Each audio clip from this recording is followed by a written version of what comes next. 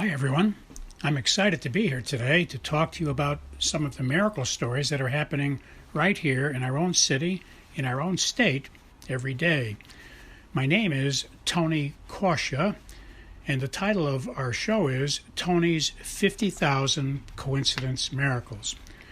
Please note, this show is not about religion, and we're not trying to change anyone's religion, and we're not trying to get you to join any religion. It's just about miracle stories.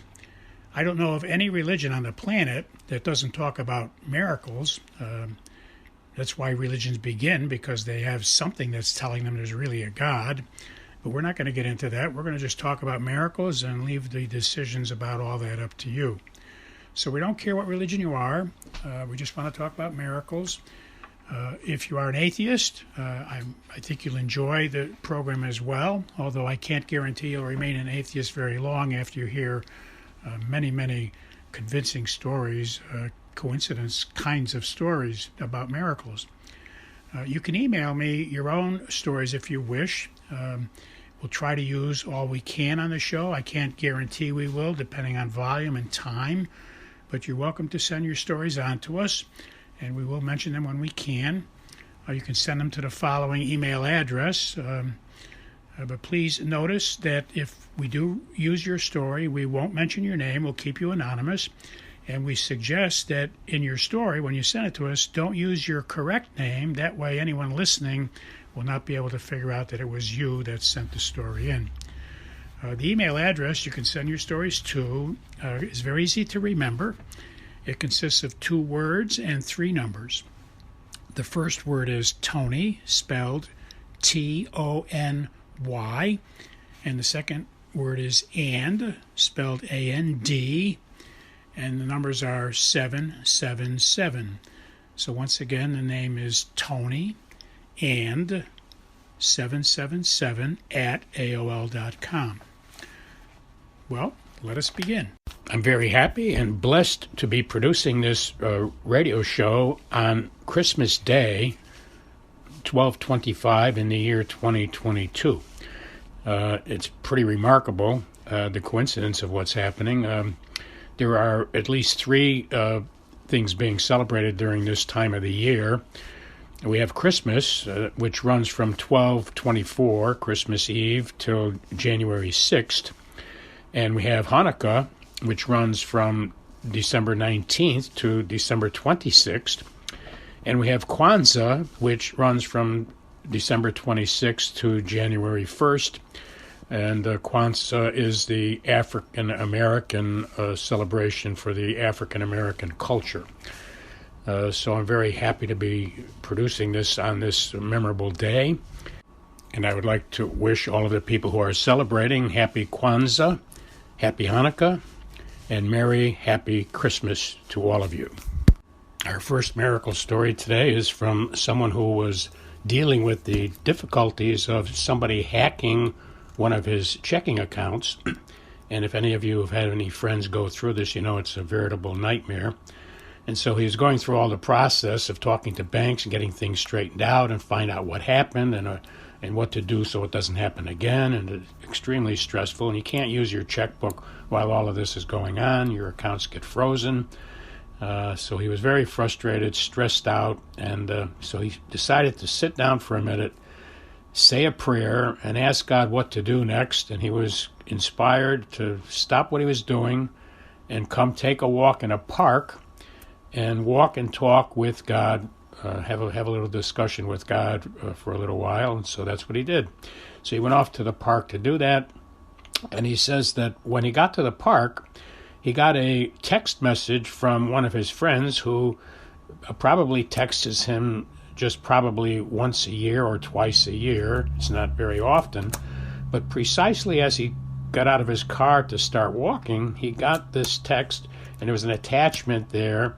So he clicks on the attachment, and what it was a song from Anne Murray, Come Walk in the Garden. If you ever, I've listened to it myself, and it's very moving. So here he is walking in the garden in a park. As soon as he starts to walk, because he prayed to get there, he's inspired to go there after prayer, He gets a text message, pushes on the link to open up the audio, and he said while he was walking, he was listening to this beautiful song from Anne Murray talking about walking with Jesus in the park. Our next sharing is from someone who's been going for hearing aid tests for quite a while, and they relate that it's never been a good test. They're always having problems. This has been going on for over 6 months now. But they got inspired in prayer to the next time they went in for the testing to ask the audiologist to test their ears with the hearing aids in, so that then they could tell what adjustments need to be made, instead of what the audiologist was doing in the past, was testing their ears and then adjusting the hearing aid to what the computers said it should be. And they relate to us, and you might want to use this in your own life as well, but they relate to us that this was a wonderful inspiration because it worked perfectly.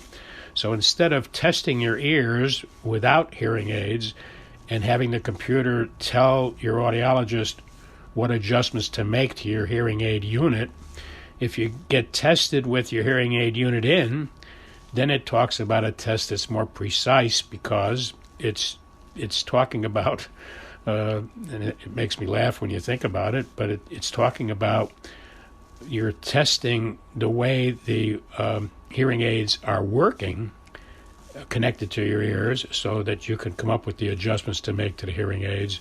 And in this person's particular case, it worked fantastically well. Our next coincidence miracle is something that happened to me personally. I kept getting phone calls from a near and dear friend of mine. They were praying for quite a while for their daughter and son-in-law to have a pregnancy in their marriage. The couple has been trying to have a child for a long time now, and it's not happening. And they've been praying, and I've been praying for them when they asked.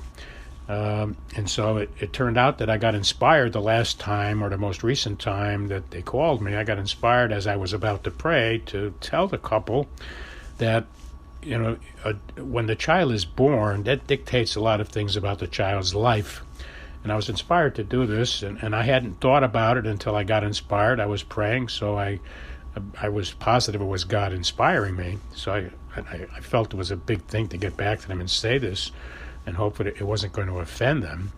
They were very sad and frustrated about praying. I mean, they had faith, but now their faith was waning because they've been praying for quite a while, and they're not getting pregnant. So the inspiration I got while I was praying was really to deal with that their faith was waning. And the inspiration that I was giving them was that based on the date that a child is born, it sets into motion a whole series of things in their life. A lot of it's obvious, but for example, you start school about the age of 5, give or take a few months, depending on the rules in that town or state. But if you're born on a certain date, you could wind up going to school a year later. And so it dictates a lot of things. For example, it dictates what's going to be the earliest date that you can get into a college later on based on when you started your grammar school. And so I was explaining to them that in God's wisdom, the child you're trying to have, God is trying to have them be born on the right day so they meet their future spouse somewhere out on the planet Earth, but they meet their future spouse maybe in kindergarten or 8th grade or high school or maybe their first year of college. Well, they were stunned by this because it actually turned out that the couple themselves, they met and got married because they met at college, and they had both transferred from other colleges into this college where they met. And they both transferred in, and they wound up being in similar classes because they transferred in, but they were at the right age to be able to match and meet. So they were really blessed with the whole story because they realized that's what happened to them. And the next thing that happened, and still continuing to happen to me, was later that night, as I'm eating my dinner, I typically watch some TV evangelist giving lectures, and that particular exact night, there was an evangelist on TV explaining the same thing, and he very carefully explained how John the Baptist had to be born 3 months before Jesus was born. And when you read the Bible and read scriptures, you'll notice that John the Baptist, the cousin of Jesus, was born 3 months before, and that set in motion a whole series of events for why John the Baptist was where he was at the right times, and why Jesus was where he was. And so in the Bible, people are born on specific days because of where they need to be at certain times in history. Elijah and Moses are good examples of that. Moses had to be in the desert when God spoke to him about taking the people out of Egypt and taking them through the desert. Moses had to be in the desert for a while, learning how to live in the desert. So I think when you have people who are trying to get pregnant, this is a very helpful message to let them know that God is in charge of who gets born and when they get born, because God has a whole plan for every day of their life on the planet Earth. Our next story is from someone who relates to us that it was a winter day, very cold. Their car was covered with ice in the morning. They were blessed to have a automatic car starter, which, if you don't know what it is and you don't have that luxury, it's something you keep attached to your car keys, and you can push it from inside the house, and it starts your car up, and the heater in the car melts all that ice, and you can just go out of the house, get into a warm car. You don't have to scratch the ice off of your windshield. So a pretty nice gift to have. But they've been using it for about 2 years now with no problem. But on this particular day, lots of ice on their car, very cold day, and the car starter wouldn't start. And so they did what we all should do. The car starter wouldn't start, so what they did was stopped, calmed down. They were very frustrated, thinking about they have to get out there, and they didn't even have a scraper in the car because they never needed one. So very frustrated. So they prayed, and they got inspired. Push it again, but hold it down more firmly. Push it harder. And so that's what they did, and it worked. And so they relate to us that they've always just tapped it, just a tap, and very used to that because they've been doing that for a couple of years, and inspired to push it hard and hold it down, and it got repaired. And so they are very happy to tell us it's still working. It's been several months, and it's a very good example of why we should stop what we're doing and pray when we're having problems, and you get inspired like this with solutions on the spot. Our next story is from a friend of mine, and I only meet with him like once a month. And he related to me that he got home one night, 2 nights ago, and his wife was so captivated with someone she had met during the day, and she told him this very interesting story. She said she met this guy while they were at the beach today, and he came by talking about his book and handed out cards.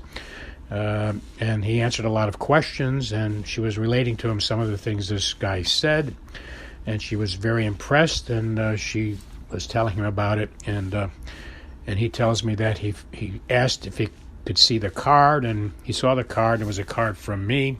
And so this is a case of where I got a great review from someone who was talking to a friend of mine, and I got first-hand input that it did some good.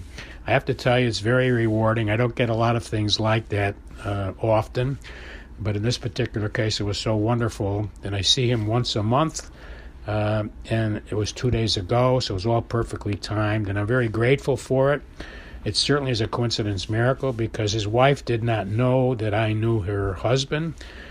She had no way of knowing that. So it was a great blessing for all of us, especially for me. And I'm sharing it with you because I'm trying to share some of my joy and some of the great things that happens to me during the course of my week. God bless you all. I'll talk to you next week.